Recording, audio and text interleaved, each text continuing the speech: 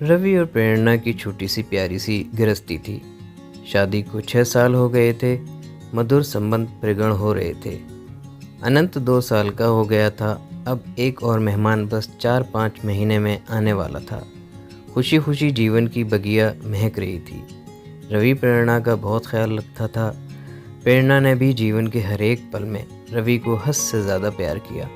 शादी के 5 साल बाद भी यूँ लगता कि जैसे अब भी दोनों प्यार में हैं और जल्द से जल्द एक दूसरे के जीवन साथी बनना चाहते हों। रिश्तेदारों और करीबी दोस्तों के अलावा शायद ही कोई समझ पाता था कि दोनों पति पत्नी हैं। हाँ, अनंत के कारण भले ही अंदाज़ा लगा लेते थे, वरना नहीं। यूँ तो रवि और प्रेरणा की शादी अरेंज मैरिज की तरह हुई थी, मगर सच यही था कि दोनों एक दूसरे को शादी से 3 वर्ष पहले से जानते थे और एक दूसरे को पसंद करते थे। दिल में एक दूसरे की जगह दी तो फिर कोई और दिल में ना आया। दुनिया एक दूसरे के दिल में ही बसा ली सदा के लिए। सबके लिए एक नियत वक्त आता है और इन दोनों के जीवन में भी वो नियत खूबसूरत वक्त आया जब माता पिता समाज ने इन्हें पति पत्नी के बंधन में बांध दिया। जीवन आगे बढ़ा और प्यार भी। रवि और प्रेरणा के बीच हर तरह की बात होती। अमूमन पति पत्नी बनने के बाद ज़्यादातर जोड़े के बीच बहुत सारी बातें ख़त्म हो जाती हैं, मसलन राजनीति, खेलकूद, देश दुनिया, साइंस, करियर, हंसी मजाक आदि।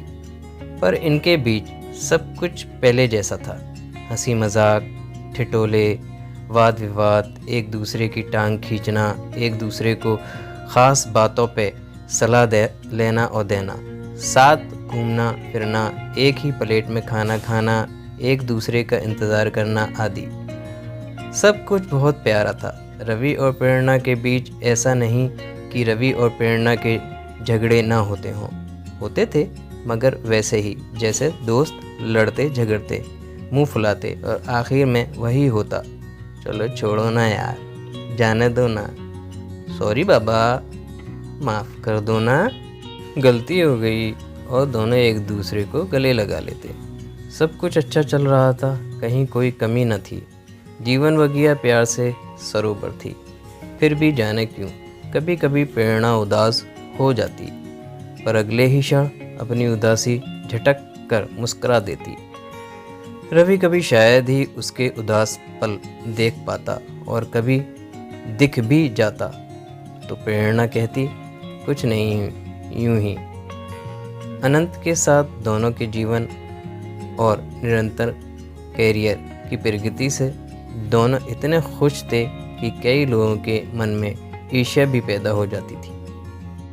हालांकि रवि और प्रेरणा के बीच भी कई सारे अंतर थे जो किसी भी युगल में होना स्वाभाविक है, क्योंकि 2 अलग अलग परिवार, प्रवेश और अलग शहर के लोग एक हो भी नहीं सकते, परंतु दोनों ने एक दूसरे के साथ बड़ी सहजता से हर तरह का तत्व में बिठा लिया था। प्रेम चीज़ ही ऐसी है जो सब या का त्याग कर दूसरे को खुश रखने की कला सिखा ही देती है। मगर इन सब बातों के बीच एक ऐसी बात थी, एक ऐसी आदत रवि की जो प्रेरणा कभी भी दिल से एक्सेप्ट नहीं कर सकी। हालांकि उसकी कोशिश बहुत की।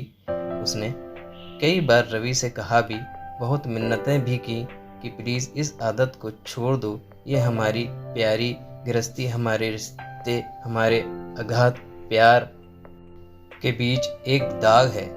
कहते कहते तो अब 6 साल बीतने को थे। रवि ने जाने उस आदत को खुद त्यागना चाहा या उससे हुआ नहीं, ये पता नहीं, जबकि कहते हैं कि दुनिया में ज़िंदगी और मौत के अलावा बाकी सब कुछ संभव है। खैर, वक्त बीतता रहा। प्रेरणा ने अपने मन को ही समझा लिया। उसको याद आता कि सभी बड़े बुजुर्ग और बुद्धिजीवी लोगों का कहना है कि उस संसार में ऐसा कोई नहीं जिसको जीवन की संपूर्ण खुशियाँ मिल जाएं। महान पार्श्व गायिका लता जी के गीत सुन मन को बहला लेती। हर किसी को मुकम्मल जहां नहीं मिलता, कभी ज़मीं तो कभी आसमां नहीं मिलता। वो सोचती कोई बात नहीं, दुनिया में तो लोगों को न जाने कितने गम हैं। मैं तो संसार की खुशकिस्मत लड़की हूँ जो रवि जैसा जीवन साथी है मेरा। यही सोच मन में उठती एक हल्की सी कसक को खुद अपने ही विचारों से रगड़ कर मिटा देती। मधुर पल और मधुर हो गए थे। नन्हे मेहमान के आगमन में बस 2 महीने ही देरी थी। रवि जल्दी घर आता, प्रेरणा को बहुत बहुत प्यार देता। अनंत भी खुश था क्योंकि उसको बताया गया कि मम्मी तुम्हारे लिए जल्दी एक बहुत सुंदर गुड्डा या गुड़िया लेने जाएंगे जो तुम्हारे साथ खेलेगा भी, तोड़ेगा भी और बातें भी करेगा। अनंत को गोद में लिए रवि प्रेरणा के साथ बैठ घंटों दुनिया जहान की बातें करता। प्रेरणा हर वक्त खुश थी, पर कभी कभी अनायास पूछ बैठती, रवि तुम सच में अपनी आदत नहीं छोड़ सकते? रवि उसके हाथ थाम फिर वही बात दोहरा देता जो पिछले 6 साल से कह रहा था। बस 2-4 दिन दे दो मुझे, सच कहता हूँ इस बार पक्का तुम्हें शिकायत का मौका नहीं दूंगा। प्रेरणा कसक भरी मुस्कान के साथ सर हिला देती। ओके प्लीज़, इस बार ज़रूर। रवि प्यार से प्रेरणा के माथे को चूम लेता, कभी गालों पर थपकी देकर कहता, इस बार पक्का प्रॉमिस। बात फिर ख़त्म हो जाती। एक शाम अचानक प्रेरणा का दिल बहुत किया कि आज आइसक्रीम खाने चलते हैं। वैसे भी 2-3 महीने से कहीं बाहर निकली नहीं थी। रवि ने कहा मैं घर पर ही ले आता हूँ। प्रेरणा नहीं मानी। तीनों तैयार होकर आइसक्रीम पार्लर चले गए। आइसक्रीम खाते हुए बहुत खुश थे तीनों। होनी कुछ और लिखी थी जिसका समय नज़दीक था। तीनों घर वापस आए। अनंत तो खेल कूद कर निढाल होकर आते ही सो गया। प्रेरणा के दिल में आज फिर एक सोई हुई ख्वाहिश जागी। उसने रवि का हाथ पकड़ा, अपने ओर प्यार से खींचते हुए कहा, रवि सुनो ना एक बात, इधर आओ तो ज़रा। पर रवि ने पुरानी आदत के अनुसार हाथ छुड़ाते हुए कहा, रुको प्रेरणा, बस 5 मिनट में अभी आया। बस अभी तुम्हारे ही पास आकर बैठता हूँ, कहकर रवि बालकनी में चला गया और सिगरेट पीने लगा। अचानक ही प्रेरणा की तेज़ चीख सुनकर रवि दौड़ा।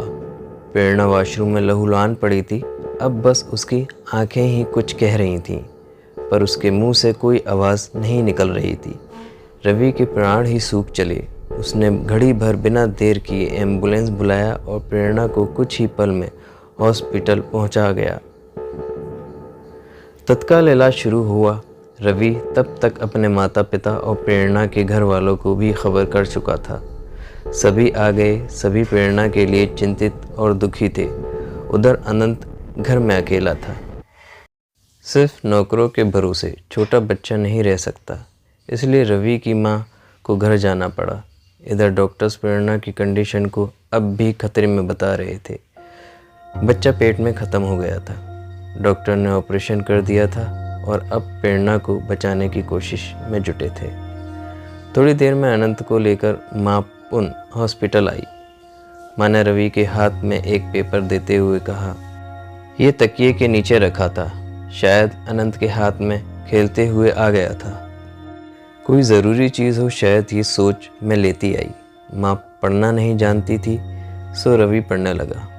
उसने पहचान लिया ये प्रेरणा की लिखावट थी और जगह जगह स्याही ऐसे बिखरे हुए थे कि लग रहा था कि उसने रोते रोते ही ये सब लिखा है। अरे ये तो अभी शाम को लिखा है उसने, क्योंकि प्रेरणा ही आदत सभी जानते हैं, वो कुछ भी लिखती है तो उस पे अपने साइन करके नीचे तारीख समय भी लिखती है। मतलब कि जब रवि थोड़ी देर के लिए सिगरेट पीने बालकनी में गया था तभी प्रेरणा ने ये लिखा था।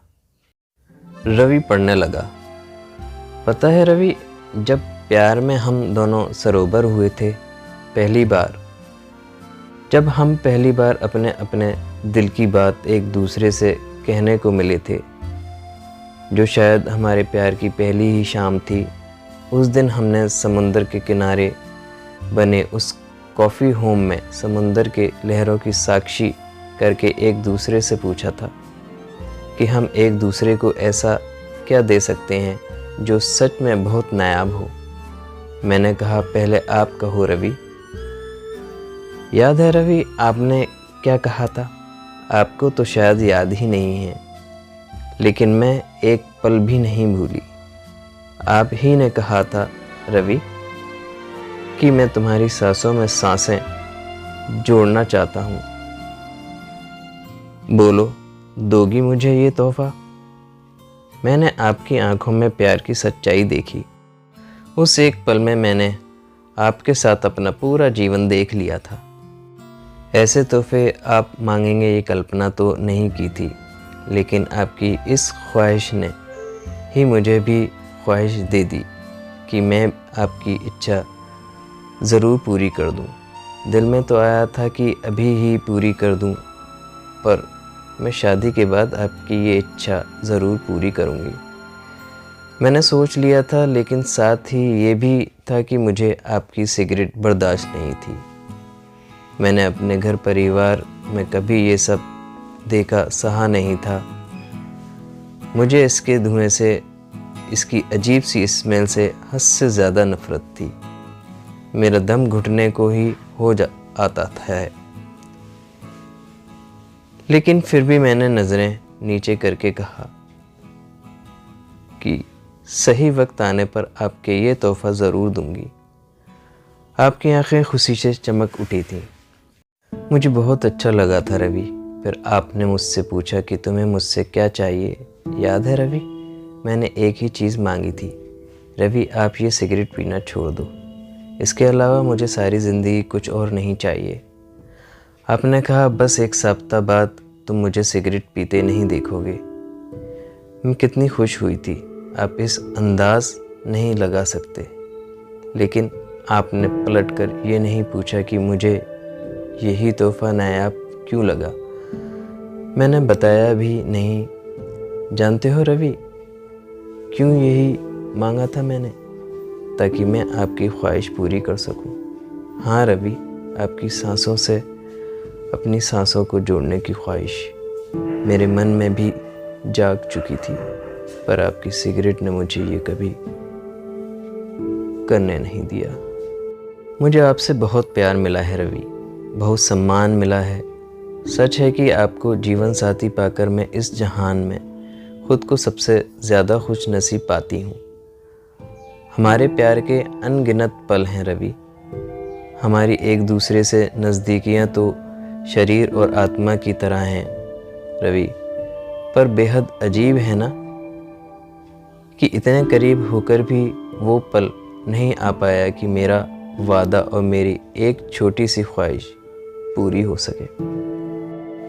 शादी के बाद इन 6 सालों में आपने मेरे लिए बहुत कुछ किया, पर अफसोस मेरी एक छोटी सी ख्वाहिश आज भी अधूरी है।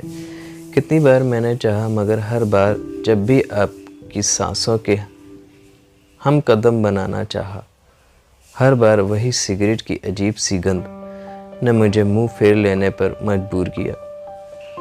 लेकिन आपने कभी समझने की कोशिश नहीं की। क्या कोई यकीन कर सकता है रवि कि पति पत्नी होकर, एक बच्चे के माता पिता होकर भी हम एक दूसरे के होठों के स्पर्श को नहीं जानते? लोग हंसेंगे कि ये क्या बकवास है। भला ये 6 साल के दाम्पत्य जीवन में ऐसा पल ना आया हो। मैं कैसे कहूँ कि ये हमारे अटूट बंधन, गहरे प्रेम के बीच ये एक दाग की तरह है, मगर सच है। आप नहीं समझोगे रवि, लेकिन मैं अब समझ गई हूँ। आप मुझे भी शायद छोड़ सकते हो, लेकिन सिगरेट को नहीं, कभी नहीं। मैं फिर आज इसलिए लिख रही हूँ रवि, क्योंकि आज हद से ज़्यादा दिल मचल गया था और लगा था कि आपने आज तो बहुत देर से सिगरेट नहीं पी है। शायद आज एक बार ही सही मेरी ख्वाहिश पूरी हो जाएगी। लेकिन आज भी आप हाथ छुड़ाकर सिगरेट उठाकर चल दिए। मैं रोना चाहती थी, चीख चीख कर, पर नहीं रो सकती। शायद हमारे अगाध प्रेम में ये शोभनीय नहीं होगा, मैं बांटना चाहती हूँ अपना ये दर्द, मगर क्या ये किसी से कहना उचित लगेगा? बेहद अपमानित महसूस करने लगी हूँ आपकी सिगरेट के सामने अपने आप को। कोई तरीका नहीं है मेरे पास अपने इस अधूरे ख्वाहिश का दर्द बांटने के लिए, सिवाय इसके कि पन्ने पर उतार कर दिल हल्का कर लूँ। जबकि जानती हूँ पहले की ही तरह कुछ देर बाद इसको भी फाड़कर फेंक दूंगी, पर कोई बात नहीं, दिल तो हल्का हो जाता है। I love you Ravi, love you always. पढ़ते पढ़ते रवि बेहिसाब आंसुओं में डूब गया। उसे आज एहसास हुआ उसके सिगरेट की लत के कारण क्या हो गया। उसके मन में सारे घटनाक्रम प्रत्यक्ष हो उठे। रवि की सिगरेट लेकर जाने के कारण प्रेरणा को आज बहुत ज़्यादा बुरा लगा। उसकी आंखों से आंसू छलक आए। उसने पेपर पेन उठाया और अपने मन की सारी बात उस कागज़ पे उड़ेलकर अपने मन को हल्का कर लिया। जब तक रवि सिगरेट ख़त्म करके कमरे में वापस आने वाला था, प्रेरणा का चेहरा आंसुओं से भीग गया था। वो उठकर मुंह हाथ धोने चली गई। जब वो वॉशरूम से वापस आने लगी, न जाने कैसे उसका पैर फिसल गया। ये उसकी संतप्त मन की दशा थी। ये महज प्रेगनेंसी के कारण उसको चक्कर आया होगा, या कि उसके जीवन की इतनी ही अवधि तय थी। ये तो परमात्मा को ही पता था, या फिर खुद प्रेरणा को ही। रवि पागलों की तरह डॉक्टर से कह रहा था, मेरी प्रेरणा को बचा लो, मेरा सब कुछ ले लो, मेरी जान भी उसको दे दो, मगर बचा दो उसको। लेकिन ये नहीं हो सका। 8 घंटे के अथाक प्रयास के बाद डॉक्टर ने आकर कहा, हमने बहुत कोशिश की लेकिन हम हार गए। प्रेरणा के पास अब ज़्यादा समय नहीं, उससे मिलने आप लोग। रवि बदहवास प्रेरणा के पास पहुंचा। प्रेरणा की आंखें शून्यता से भरी थीं।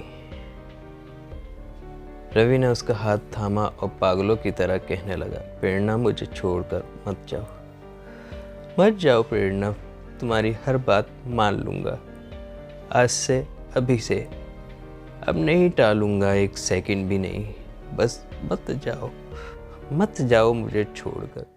प्रेरणा की आंखें रवि के चेहरे पे टिक गईं।